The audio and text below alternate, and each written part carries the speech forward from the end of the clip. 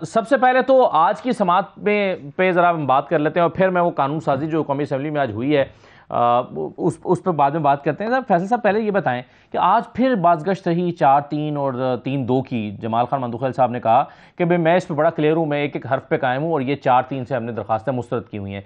ये कैसे डिसाइड होगा कि ये 3-2 है या 4-3 है? डिसाइड करने की ज़रूरत ही नहीं है।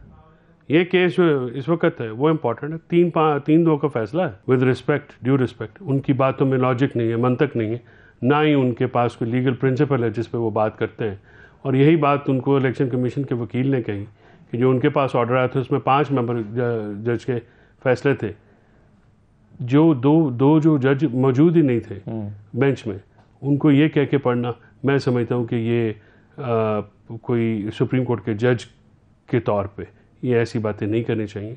इस बात को कोई भी अच्छा नहीं करे। तो ये जो फैसला फिर फारूक एश नाइक ने, अटॉर्नी जनरल ने, इन लोगों ने जो डिमांड की कि भैया एक मसला है, इसको डिसाइड करने के लिए आप एक फुल कोर्ट तश्कील दें, उसमें पहले इसको डिसाइड करें, ये पॉलिटिकली मोटिवेटेड गुफ्तगू है ना, उनके तो एजेंडा है, उनका तो मामला है। असल में देखिए, असल बात यह है कि जो सुप्रीम कोर्ट की जो डिवीज़न है बहुत ज़्यादा है, ये आज से नहीं है। ये वाइस ईसा के उस वक़्त की इस्टेब्लिशमेंट ने मुझे बिल्कुल कहने में आ रही नहीं है, ये उस वक़्त फ़ाइल किया, कैबिनेट के अंदर से भी आवाज़ें आई कि इसको ना करें।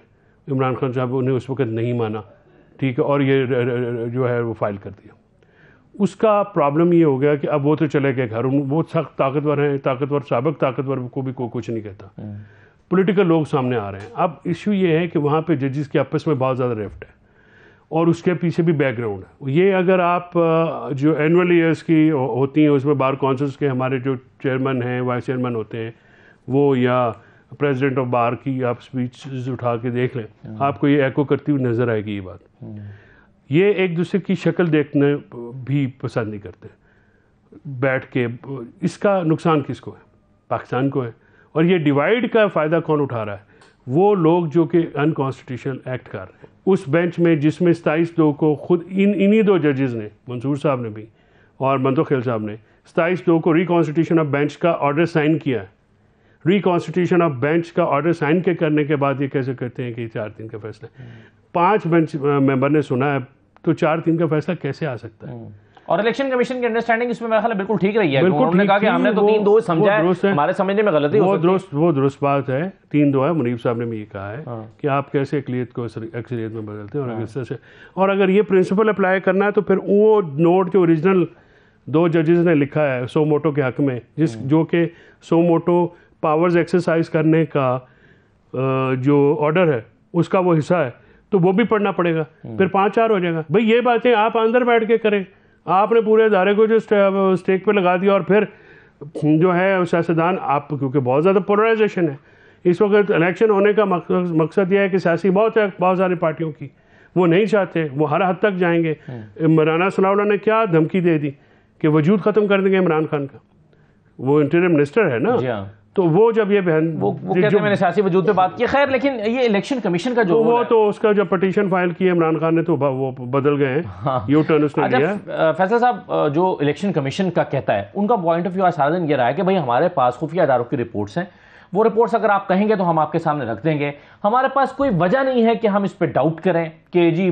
और जो नक्शा खींचा गया कि खैबर पख्तूनख्वा में दहशतगर्दों की मुतवाज़ी हुकूमतें कायम हो चुकी हैं, शेडो गवर्नमेंट्स हैं वहाँ पर, और फिर मियांवाली में टीटीपी सिंधु देश का नाम हमने सुना कि वो वहाँ पर आ चुकी हुई है।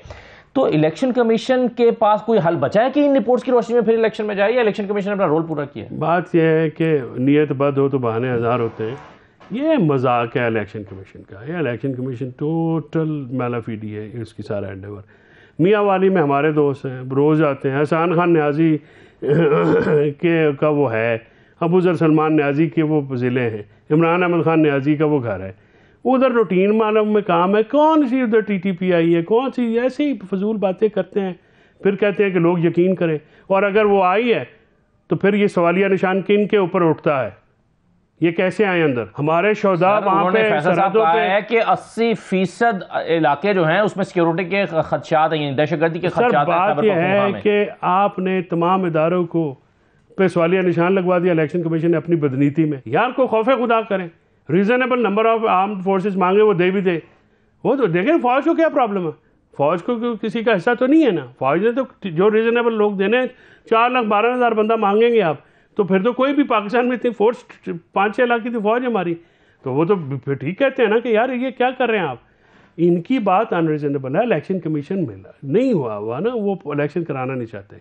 आप मुझे बताएं, आप सुबह घर से दफ्तर आते हैं, दफ्तर से घर जाते हो, कितने हमारे कुलीग जाते हैं, पूरी अदालतें खुली हुई हैं, रोज़ाना लिटिगेंट्स आते हैं, बिजनेस चल रहे हैं, PSL अभी ख़त्म हुआ है, ठीक है, अपना आप रोज़ाना इनकी पंजाब कल्चर डे तो मना रहे थे उस दिन, ठीक है। उस दिन जब इमरान खान ने जुडिशल कम्प्लेक्स पे आया था तो 4,000 बंदा आम जो है वो पुलिस वाला तो इधर उठा, ठीक है। वह मजाक ना करें, हम कौम को बेवकूफ़ ना बनाएं, हम बेवकूफ़ नहीं हैं। सुप्रीम कोर्ट के जजेस को भी मैं कहता हूँ कि तगड़े होकर फैसला करें। अपने जो इस वक्त अगर आपने थोड़ा सा आप शाये हुए किए ना, तो ये हिस्ट्री ऐसे डॉक्यूमेंटेड है यूट्यूब्स पे, सोशल मीडिया पे, और पाकिस्तान की यंग लॉर्ड जो है ना 60% से जो अबव है, वो माफ़ी नहीं देगी किसी को। साहब जो जाते हुए चीफ साहब ने कहा कि ministry of interior, ministry of defence जो है वो हमें आकर बताएं कि कम से कम कितना वक्त उनको चाहिए चीज़ों को सेटल डाउन करने के लिए। 7 अक्टूबर कहते हैं तो इसका मतलब क्या हुआ? इसका मतलब है कि 30 अप्रैल से आगे चीज जा रही है, क्योंकि 30 अप्रैल पे तो नहीं हो रहे ना, वो तो उन्होंने कह दिया नहीं हो रहे। इसका मतलब है कि अब आप चलें बताएं, अगर 30 को नहीं होते तो फिर कम से कम कितना टाइम चाहिए? सर बात यह है कि ये जो मामला जिस तरह से चल रहे हैं ना, इस तरह से इलेक्शन नहीं होने, बेनज़ीर तो इस्टेब्लिशमेंट के खिलाफ और फस्तायत के खिलाफ और बरीयत के खिलाफ खड़ी थी, शहीद हो गई, वो जान दे दी, ठीक है। ये जरदारी के बच्चे, यही तो फ़र्क है। माँ पे कोई गया नहीं अनफॉर्चुनेटली, मतलब मुझे इतना अफसोस है, इतनी दिलेर खातून, इतनी अजीम खातून, ठीक है, और वो क्या कर रहे हैं उसके बच्चे। मेरा मतलब है कि आप किन के लिए कर रहे हैं ये। हम लोग उस वक्त छोटे थे जब ये 88-90s के इलेक्शन हुए ना सर, तो हमने, लेकिन मेरा पॉलिटिकल घराना है तो बड़े करीब से हमने देखा तस्वीरें बीबी की बहन की, बीबी ने भुट्टो के ऊपर क्या नहीं किया। ये जैसे राना नज़ीर बोला ना पार्लियामेंट में, यही लग़्व ज़बान, यही कैरेक्टरलेस जो है शो वो करते रहे उस ज़माने में। वो ज़माना टीवी नहीं होता था, हाँ। वो अखबारें होती थी, अखबारें उठा लें आप, नेशनल लाइब्रेरी में जाएं। जी हाँ, बेनज़ीर के बारे में ऐसी चीज़ें हुई।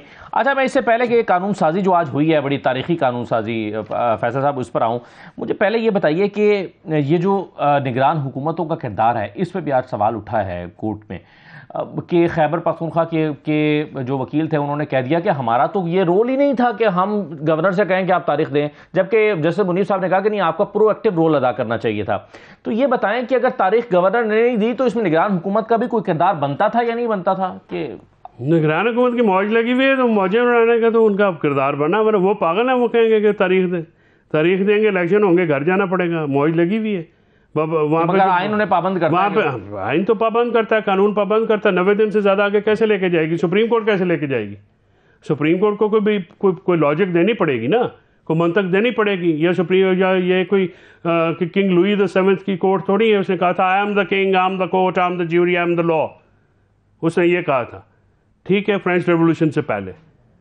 तो ये कुछ जो है ना, एहतियात करें, कोई अकल कर लें। आप कह रहे हैं कोर्ट को लॉजिक देनी पड़ेगी, कोर्ट के पास वो डॉक्यूमेंट्स हैं ना जो इलेक्शन कमीशन कह रहा है हम आपको प्रेजेंट कर देते हैं, खुफिया इदारों की रिपोर्टें कि जी 80% इलाके पर कंट्रोल नहीं है। आपने कार्रवाई क्यों नहीं की? आपने ऑपरेशन क्यों नहीं लॉन्च किया? आपने उसके बाद कला कमा क्यों नहीं किया? आपने अवाम को एतमाद में क्यों नहीं लिया? आपको बुला के कभी बताया उन्होंने कि ये सूरत हाल है?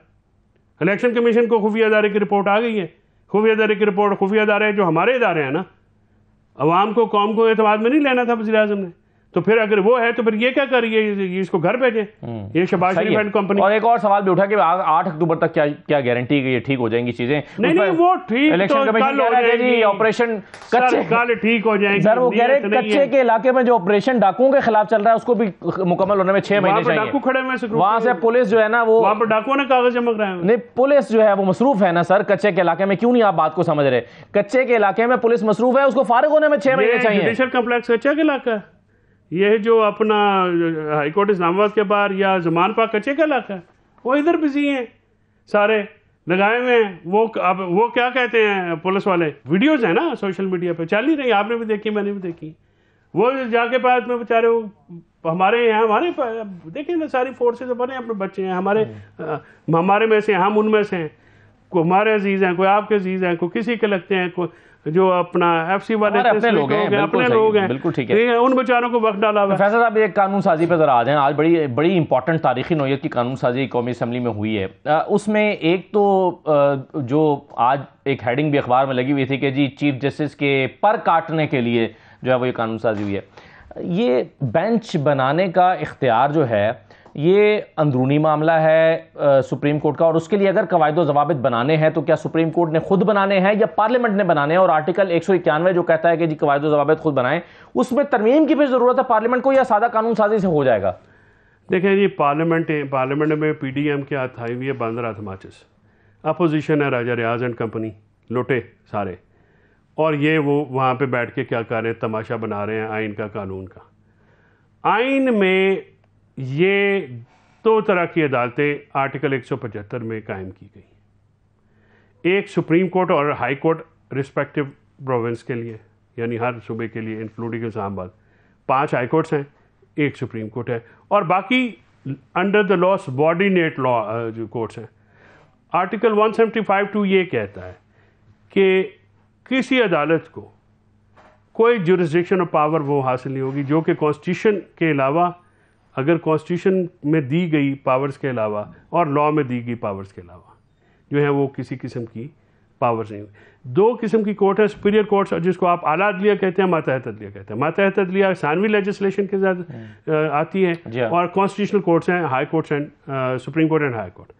191 ये कहता है कि सुप्रीम कोर्ट में मेक रूल्स। 1992 में जुल्ला साहब ने ये कहा कि अगर ये मामला किया उन्होंने तो हमारी ये तो जुडिशियल इंडिपेंडेंस में मुदाखलत होगी। एक चीज़ होती है, इसको कहते हैं लेजिस्लेटिव कॉम्पिटेंस, यानी पार्लियामेंट के ऊपर जो हमारा पार्लियामेंट है वो एक रिटन कॉन्स्टिट्यूशन के ताबे है हमारा निज़ाम। सही। उस निज़ाम में आइन में तरीक़ेकार वज़ा किए गए हैं, दारों के इख्तियारात तकसीम हैं। हाँ। जो सुप्रीम कोर्ट है वो 191 के तहत प्रोसीजर्स आपने खुद बनाती है। आर्टिकल 191 स्क्रीन पे चलाइएगा जी चलाया कल हमने। इसका आपने कहा ना कि इंटरनल मैटर है। ये ऐसे ही है कि सुप्रीम कोर्ट जो है जो सब कमेटीज बनाना शुरू कर दे पार्लियामेंट की, और ये कहे कि स्पीकर इस वक्त आएगा उस वक्त नहीं कर सकती। आर्टिकल 69 में रूल्स ऑफ प्रोसीजर असेंबली ने खुद बनाने। सही है।